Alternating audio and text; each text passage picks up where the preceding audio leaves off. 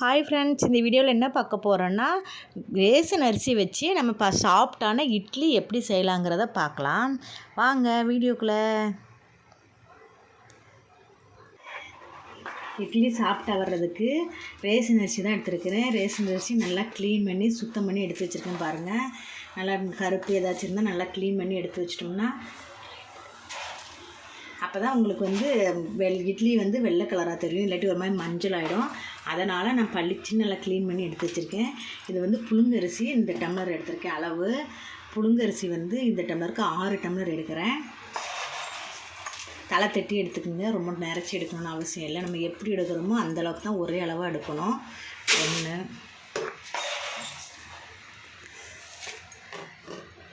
2 3 4 5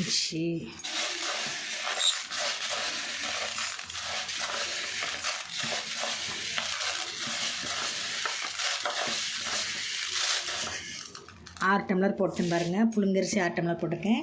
இனி பச்சரிசி எடுத்துக்கலாம். அதே டம்ளரில் பச்சரிசி 2 டம்ளர் எடுத்துக்கலாம். நான் தலை தட்டி எடுக்கிறேன், நிறச்சி எடுக்கலை. 1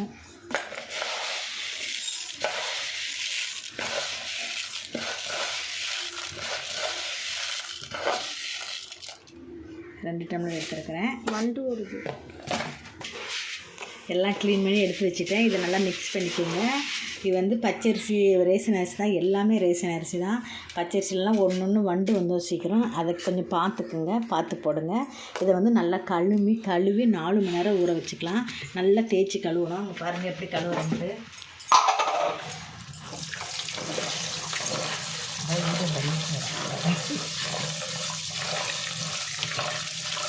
நல்லா தேய்ச்சி கழுவிக்குங்க. நல்லா தேய்ச்சி கழுவினோம்னா நம்ம அதில் பிசு வரும். ரொம்ப பிசுன்னு இருக்கும் ஒரு மாதிரி. அதுக்காக தான் இப்படி தேய்ச்சி கழுவ சொல்கிறேன். அதேமாதிரி ஏதாவது 1 2 நம்ம கண்ணுக்கு தெரியாமல் கூட இங்கே பாருங்கள், அந்த இவ்வளோ தூசி வருது பாருங்கள், அந்த மாதிரி தூசி வரும். எப்படி தான் நம்ம க்ளீன் பண்ணி வச்சுருந்தாலும் அந்த தூசி வரத்தான் செய்யும். அங்கே பாருங்கள். அதனால் நம்ம ரேஷன் அரிசிங்கிறனால கூட 2 தண்ணி கழுவிக்கணும்.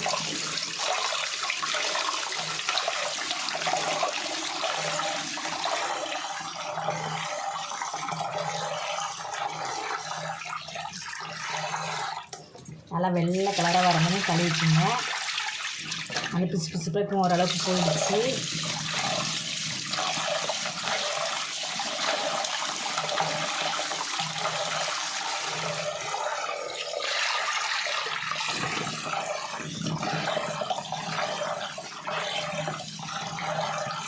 பாருங்கள், தண்ணி வெள்ளையாகிடுச்சு பாருங்கள். அந்த பிசுலாம் போய் அரிசி கொஞ்சம் நல்லா ஆயிடுச்சு. இப்போ எடுத்து நம்ம ஊற வச்சிடலாம். மூடி வச்சுருவோம். 4 மணி நேரம் கழித்து இதை எடுப்போம். உளுந்து நம்ம ஊற வச்சிடலாம். கட் பண்ணிட்டு அந்த அரிசி எடுத்து அதே டம்ளரில் உளுந்து எடுத்துப்போம். உளுந்து 1 டம்ளர் எடுத்தால் போதும்.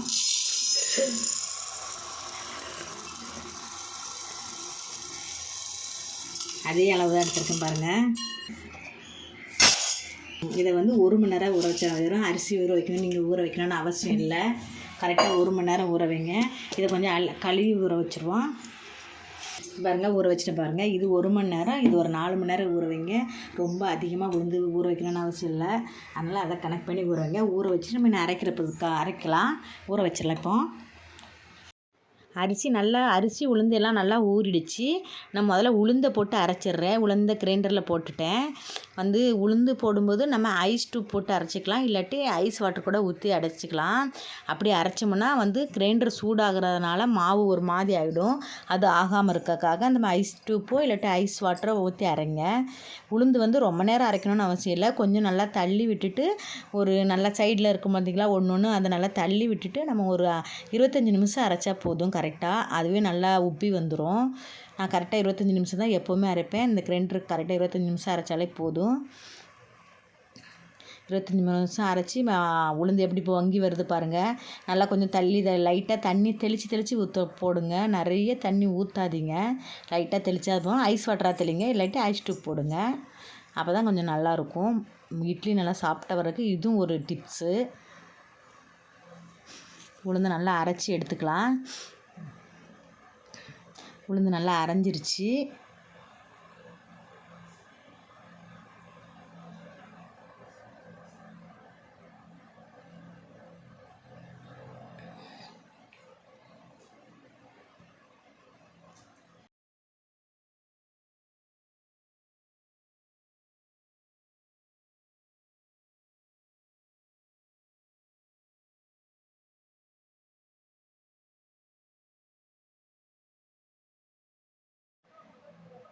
உளுந்து நல்லாவே அரைஞ்சிருச்சு பாருங்கள்.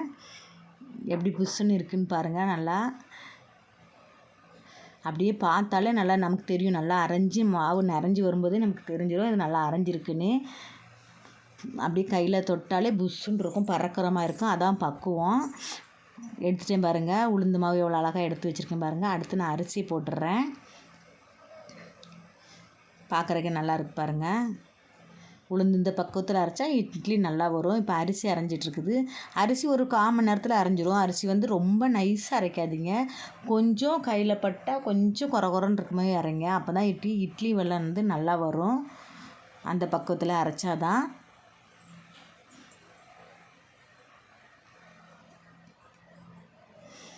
உளுந்து எடுத்து வச்சுருக்கிறேன். அரிசி எடுத்து போட்டுடலாம். அரிசி மாவில் நல்லா அரைஞ்சிருச்சான்னு பார்ப்போம்.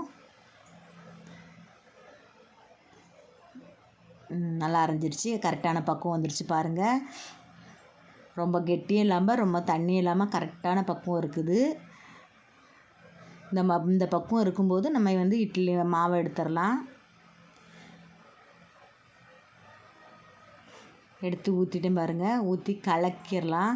உப்பு போட்டுக்கலாம். நம்ம வந்து உப்பு போட்டு கலக்கி வச்சா ஒரு 8 மணி நேரம் வைக்கணும்.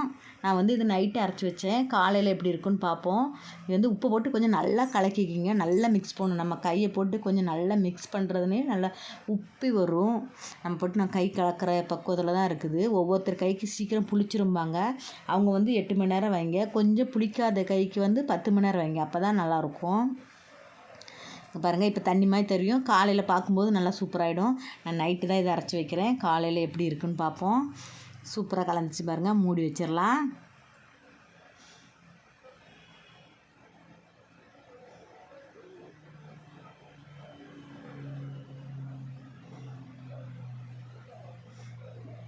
எப்பவுமே மாவு கலக்கி வைக்கும்போது கொஞ்சம் பெரிய பாத்திரமாக வைங்க. மாவு வந்து ஒரு 3/4 பாதம் இருக்கிற மாதிரி பார்த்துக்குங்க. நிறையா இருக்கிற மாதிரி பார்த்தீங்கன்னா பொங்கி கீழே ஊற்றிடும். அதனால் அரைவாசி இல்லாட்டி 3/4வாசி இருக்கிற மாதிரி பார்த்துக்கோங்க. இதுவே நம்ம இப்படி அரைவாசி வச்சுருக்கதே 3/4வாசி பொங்கி வந்துடும். பாருங்கள் எப்படி பொங்கி வந்திருக்குன்னு. சூப்பராக பொங்கியிருக்கு பார்த்தீங்களா. ரொம்ப கலக்கக்கூடாது. மேலால் லைட்டாக கலக்கிக்கங்க. அடியிலேருந்து கலக்க வேண்டாம். மேலால் லைட்டாக கலக்கினாலே போதும். கலக்கிட்டு நம்ம இட்லி ஊற்றிடலாம். நீங்கள் துணியில் ஊற்றினாலும் சரி இல்லாட்டி எண்ணெய் தடவி ஊற்றினாலும் சரி, எதுவும் அவங்கவுங்க மெத்தட் படி ஊற்றிக்கலாம். மேக்ஸிமம் துணியில் வேக வச்சு சாப்பிட ரொம்ப ஹெல்த்தி. நீங்கள் அப்படியே சாப்பிட்லாம். இட்லியும் கொஞ்சம் வரன்னு ஆகாமல் இருக்கும் ரொம்ப நேரம் கழித்து சாப்பிட்டாலும். நான் துணியில் தான் எப்போவுமே ஊற்றுவேன். அந்த எண்ணெய் தடவி நான் ஊற்ற மாட்டேன். ஏன்னா அது அடுத்த நேரம் சாப்பிடும்போது ரொம்ப ட்ரை ஆன மாதிரி இருக்கும். இப்படி ஊற்றுனீங்கன்னா நீங்கள் ஒரு 2 மணி நேரம் கழித்து சாப்பிட்டாலும் நல்லாயிருக்கும் இட்லி. மாவு ஊற்றும் போதே தெரியும் அப்படி நம்ம இட்லி எவ்வளோ அழகாக வருங்கிறத. அதான் வெறும் ரேஷன் அரிசி தான், வேறு எதுவுமே கலக்கலை. எவ்வளோ சாஃப்டாக வருதுன்னு பாருங்கள். நம்ம இட்லி வேக வச்ச பிறகு இந்த மெத்தடில் நீங்கள் போடுங்க. எப்போவுமே நான் சொன்ன அளவில் போட்டிங்கன்னா கரெக்டாக சாஃப்டாக சூப்பராக வரும். போட்டுட்டு எப்படி இருக்குன்னு எனக்கு கமெண்ட் பண்ணுங்கள். கண்டிப்பாக கமெண்ட் பாக்ஸில் கமெண்ட் பண்ணுங்கள். இந்த வீடியோ பிடிச்சா ஒரு லைக் போடுங்க.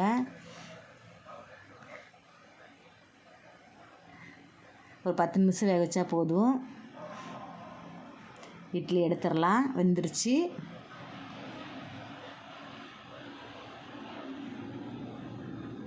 எப்படி வந்திருக்குன்னு பார்ப்போம்.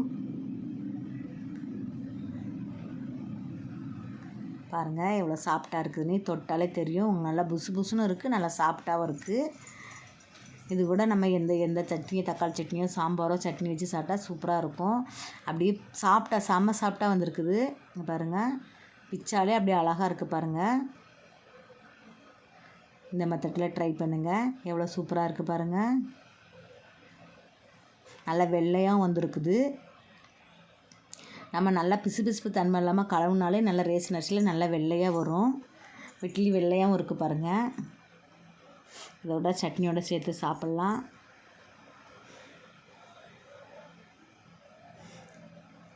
செம சூப்பரான இட்லி ரெடி ஆயிடுச்சு. இந்த மெத்தட்லேயே நீங்கள் போடுங்க.